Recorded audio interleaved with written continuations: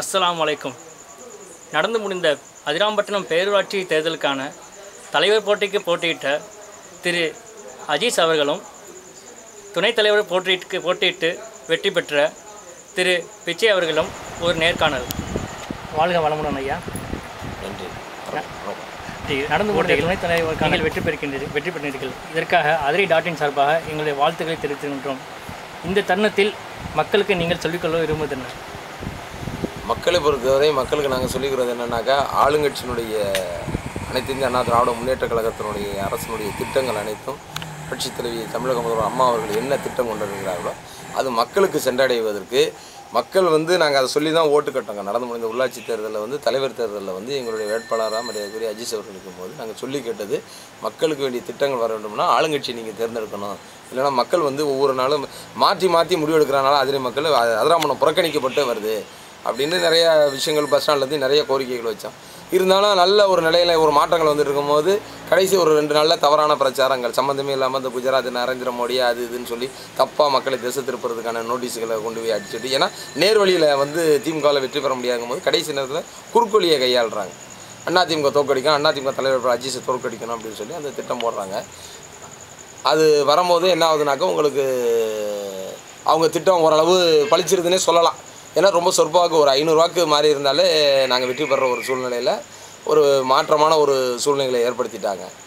அது அவங்க குறுக்கொலியில் பெற்ற வெற்றி. இருந்தாலும் அதிராமட்டத்தினுடைய மற்ற கவுன்சிலர்கள்லாம் அதிமுகன்றி மற்ற இயக்கங்கள் பொறுத்தவரை நண்பர்கள், இஸ்லாமிய சகோதரர்கள், மற்ற அமைப்பு, கிராம அமைப்புகள், காந்திநகர் போன்ற அமைப்புகளை சார்ந்தவர்கள்லாம் ஒரு முடிவு எடுத்து ஆளுங்கட்சி புறக்கணித்தோம்னாக்க அதிராமணம் புறக்கணிக்கப்பட்டு போயிடும். அப்போ வைஸ் சேர்மனுக்கு ஆதரவு கொடுக்கணும்னு சொல்லி தேர்ந்தெடுத்திருக்காங்க. அவங்க நம்பிக்கை வீண் போகாத அளவு எங்களுடைய மக்கள் பணி தொடர்ந்து செஞ்சிட்ருப்போம். அதில் எந்த ஒரு மாற்றமும் கிடையாது.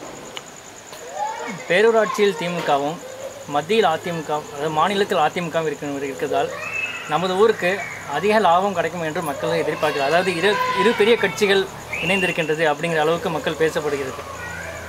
எந்த மாதிரியான லாபம் நமக்கு இருக்கும்? அது மக்கள் அப்படி நினச்சாங்கன்னா அது தவறு. அதிமுக அரசு இருக்கும்போது அதிமுகனுடைய நிர்வாகம் இங்கே இருந்தால் தான் மக்களுக்கு வேண்டிய திட்டங்கள் போய் சேரும் மொழிய, அதிமுக இருக்கும்போது திமுக இருந்துச்சுன்னா திட்டங்கள் வராது. திட்டத்தை பாலடிச்சிருவாங்க. அதாவது அது வீணாமல் இருக்கிறது தான் இப்போ கடைசியாக ஒரு துருப்புச்சீட்டு மாதிரி தான் அந்த வைஸ் சேர்மன் பதவிங்கிறது. ஒரு பெரிய பதவி கிடையாது.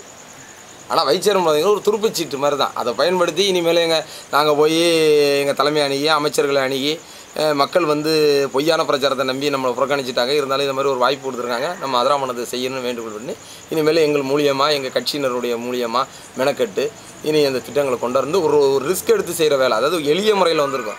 அதிமுக மக்கள் தேர்ந்தெடுத்திருந்தால் அந்த திட்டங்கள் ரொம்ப எளிய முறையில் மக்களுக்கு செஞ்சிருக்கும். இப்போ கஷ்டப்பட்டு கொண்டு வர ஒரு சூழ்நிலையை உருவாக்கியிருக்காங்க. அதாவது ஒரு வண்டியை இருக்குன்னா ஸ்டார்ட் பண்ணி நல்ல கண்டிஷனாக இருக்கிற வண்டி ஓடிட்டு இருக்கிற ஒரு வண்டியை இப்போ இவங்க பண்ணனால செல்ஃப் ஸ்டார்ட் இல்லாத வண்டி எப்படி தள்ளி கொண்டு போய் ஸ்டார்ட் பண்ணுற கதை மாதிரி தான் இந்த வைஸ் சேர்மன் பதவிங்கிறது. அதுதான் வழியை சுவிட்சில் வச்சோடனே ஸ்டார்ட் ஆகி ஓடுற ஒரு நிலையை எப்போ அதிமுக தலைவர் தேர்தலில் ஒரு அஜீஸை புறக்கணித்தாங்களோ அந்த நிலையை உருவாக்கிட்டாங்க. இருந்தாலும் இப்போ தள்ளி ஸ்டார்ட் பண்ணுற ஒரு சூழ்நிலையை கொண்டு வந்திருக்காங்க. இது கடைசி நேரத்தில் கூட ஏதோ மக்கள் ஒரு விழிப்புணர்ச்சின்னு கூட சொல்லலாம். இல்லைன்னா அந்த தள்ளிட்டு போகிற நிலைமையும் இல்லாமல் சுத்தமாகவே வீணாகிருக்கும். அதுதான் உண்மை நிலம். அதேபோல் நமது அதிராம்பட்டினத்தை பொறுத்தவரை ஒரு மதத்தினர் 70% மேல் இருக்கின்றார்கள், மற்ற மதத்தினர் கொஞ்சம் கம்மியாக இருக்கின்றார்கள். இந்த சூழ்நிலையில் துணைத் தலைவருக்கான பதவிக்கு 70% மதத்தினர் இருக்கிறத விட அதுக்கு அப்பாற்பட்ட மதத்தினர் துணைத் தலைவர் போன்ற பதவிக்கு வரும்போது இதன் மூலம் நமது அதிராமண்டலத்தில் மத நல்லிணக்கம் அதிகமாக இருக்கின்றது என்று சொல்ல முடியுமா? அதாவது அதிமுகவை பொறுத்தவரை, குறிப்பாக என்னை பொறுத்தவரை பேரறிஞர் அண்ணா சொன்னபோது இப்போ என்னை தேர்ந்தெடுக்காங்கன்னா நான் என்ன சொல்லியிருக்கேன்னா, என்னை பொறுத்தவரை நான் ஒரு லுங்கி அணியாத இஸ்லாமியன், சிலுவை அணியாத கிறிஸ்தவன், பொட்டு வைக்காத இந்து. அதுபோல் தான் எங்களுள்ள மத மாற்றங்கள்லாம் கிடையாது. மக்களுக்கு சேவை செய்ய வேண்டும். அதை மதத்தின் அடிப்படையில் பிரித்து பார்ப்பது ஒரு நல்ல கருத்தே கிடையாது. யார் சேவை செய்வார்கள் அவர்கள் தான். அவர் எந்த மதத்தை சார்ந்தவர்கள் அல்ல, மனிதர்களா, அவ்வளோதான். அந்த கண்ணோட்டத்தில் தான் பார்க்கணும். அதனால் இது அது மதத்தின் அடிப்படையில் இது பிரித்து பார்க்க முடியும். கண்டிப்பாக இந்த கேள்வி கேட்டதுக்கான காரணமே திரு பிச்சை அப்படி என்று சொன்னாலே அவர் அனைத்து மதத்தினரையும் ஒன்றிணைந்து செல்பவர். அவர் அனைவருக்கும் உதவுபவர், அனைவருக்கும் உதவி ஒத்தாசைகள் செய்பவர் அப்படி என்று அந்த பெயர் தான் இருக்கின்றது. அதனால் நமது ஊர் இன்னும் அந்த மத நல்லிணக்கம் இருக்க போய் தான் ஒற்றுமை இன்னும் நமக்கு இருந்து கொண்டிருக்கின்றது என்று நினைக்கின்றோம். இதையே தொடர்வதற்கு நாங்களும் எதிர்பார்க்கின்றோம். இதன் பிறகு அதிமுக இந்த முறை பேரூராட்சி தேர்தலில் 2வது இடத்தை வந்தது. இதில் உங்களுடைய கருத்து என்ன? அதுதான் நான் ஆரம்பத்தில் உங்களுக்கு இந்த கேள்வியினுடைய பேட்டியினுடைய ஆரம்ப நிலையிலே உங்களுக்கு சொல்லியிருக்கேன். தவறான பிரச்சாரங்களை இப்போ இந்த நரேந்திர மோடி பிரச்சாரம் வந்து எப்போ பார்த்தாலும் எந்த தேர்தலில் பார்த்தாலும் ஒரு பெரிய தவறான பிரச்சாரத்தை கடைசி நேரத்தில் கொண்டாடுறாங்க. இப்போ அதே வழியில் எங்களுக்கும் பிரச்சாரம் பண்ண முடியும். செத்து போனாரா சாய்பாபா கருணாநிதியை பொறுத்தவரை என்ன சொல்கிறாருன்னா தெய்வமே இல்லைங்கிறாரு. ஆனால் பொட்டு வைக்கக்கூடாது அப்படின்னு கட்சிக்காரன் சொல்லுவார். அவங்க குடும்பத்தில் பார்த்தீங்கன்னா எலுமிச்சம்பழம் சைஸுக்கு நெத்தியில் பொட்டு வச்சுருப்பாங்க. ஆனால் எங்கள் இஸ்லாமியர்களை ஏமாத்துறதுக்கு என்ன சொல்லுவாங்கன்னா, அது குறிப்பாக நம்ம அதிராம்பட்டினம் பகுதியினுடைய இஸ்லாமிய நண்பர்கள் வந்து ஏமாந்துடுறாங்க அந்த பிரச்சாரத்தை நம்பி. ஆனால் அவங்க குடும்பத்தினர் ஃபோட்டோ பார்த்தீங்கன்னா எல்லார் நெத்திலையும் எலுமிச்சம்பழம் சைஸுக்கு இன்னும் பௌர்ணமியினுடைய முழு நிலவு சைஸுக்கு பொட்டு வச்சுருப்பாங்க. ஆனால் கட்சிக்காரன் போனால் பேட்டி பத்திரிகையாளர் மத்தியில் வரணுங்கிறதுக்காட்டி பெருமைக்காக நெத்தியில் என்ன ரத்தமாக வருதுன்னு கமாண்ட் அடிப்பார். அது வந்து கருணாநிதி பாலிசி. அதை அந்த மக்கள் நம்புகிறாங்க. இப்போ நாங்கள் அதே பாலிசிக்கு இப்போ அஜிஸ் இருக்காரு, அவரும் அதே இதுக்கு கவுண்டர் பண்ண நினச்சிருந்தா செத்து போன சாய்பாபா வந்து வீட்டுக்கு கொண்டு வந்து வச்சு அவங்க காலில் விழுந்து கருணாநிதி ஆசீர்வாதம் வாங்கினது, அவர் பொண்டாட்டி காலில் விழுந்து வாங்கினது, மோதிரத்தை அதில் கூட லாபம் தேடியிருக்காரு பாருங்க, மோதிரத்தை மந்திரத்தில் வரவழைச்சி வாங்கினது, இந்த மோடி வித்தைகள்லாம் காட்டினது வந்து அவர் தான். ஆனால் இப்போ நரேந்திர மோடி பிரச்சாரத்தை கொண்டு வந்து இருக்காங்க. இதை நாங்கள் கவுண்டர் பண்ணியிருக்க முடியாத காட்டி அப்படி ஒரு குறுக்கு வழியில் வெற்றி பெற வேண்டிய சூழ்நிலை அதிமுகவோ அது தலைவராக இருந்த அவர் அஜிஸுக்கோ ஏற்படவில்லை. மக்கள் வாய்ப்பளித்தால் செயல்படுவோங்கிற ஒரே சூழ்நிலையில் போய் நேர்பாதையில் நாங்கள் போனதால் புறக்கணிக்கப்பட்டோம், வெற்றி வாய்ப்பை இழந்தோம். குறுக்கு வழியில் சென்று அவர்கள் வெற்றி பெற்று இருக்கிறார்கள். அதுதான் உண்மை. சகோதரர் அஜீஸ் அவர்களே, அஸ்ஸலாமு அலைக்கும். வலைக்கம். நடந்து முடிந்த பேரூராட்சி தேர்தல் மற்றும் துணைத் தலைவர் தேர்தல் முடிந்துவிட்டது. இந்த தருணத்தில் நீங்கள் மக்களுக்கு கூறிக்கொள்ள விரும்புவது என்ன? நான் மக்கள்கிட்ட என்ன தெளிவாக ஏற்கனவே சொல்லியிருக்கேன்.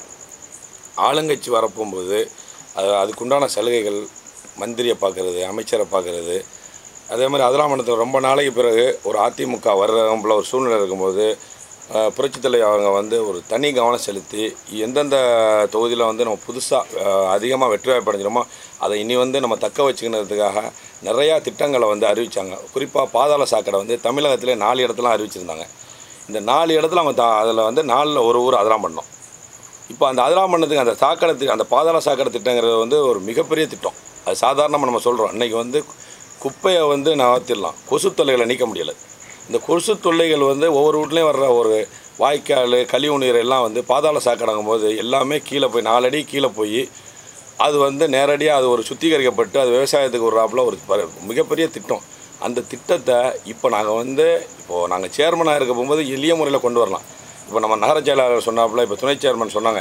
என்ன சொன்னாங்கன்னா, நாங்கள் வைஸ் சேர்மன் ஆனது வந்து ஒரு நெருக்கடியான சூழ்நிலையில் தான் வந்து நாங்கள் திட்டத்தை மந்திரிட்ட 1க்கு 10 தடவை அன்றைக்கி தான் கொண்டு வர முடியும். ஆனால் அதே சமயம் சேர்மன் வந்து ஆளுங்கட்சி அகில இந்திய அண்ணா திராவிட மூலியமாக நாங்கள் வந்திருந்தால் நாங்கள் வந்து இதையே ஒரு கடையாக கடந்து ஒரு 4 வருஷத்தில் நடக்கிறத 1 வருஷத்தில் கொண்டு வந்திருப்போம். இப்போது அதுக்குண்டான ஒரு வழிமுறைகள் வந்து எங்களுக்கு சிரமப்பட்டு நாங்கள் செய்யணும். பிறகும் எங்கள் வைஸ் சேர்மன் வந்து அதிராமணத்தில் வந்து இப்போ வரப்போகும்போது நாங்கள் ஒரு வீம்பாலாம் இது வரல. அதிராமண மக்களுக்கு எந்த வகையில் நல்லது செஞ்சு எங்கள் கட்சியை வளர்க்கணுங்கிற ஒரு குறிக்கோளில் தான் நாங்கள் இருக்கிறோமே தவிர வேறு மற்றவங்களை பற்றி நான் சொல்ல விரும்பலை. ஒரு பொய் பிரச்சாரம் பண்ணாங்க. எப்படி ஒரு பொய் பிரச்சாரம் அவங்க பண்ணுறாங்கன்னா, வெற்றி கிடைக்கணுங்கிறதுக்காக இல்லாத ஒரு விஷயத்தையெல்லாம் இப்போ எப்படின்னா, தமிழகத்தில் பெரும்பான்மையான இடங்களில் வந்து ஆளுங்கட்சி வந்திருக்கு.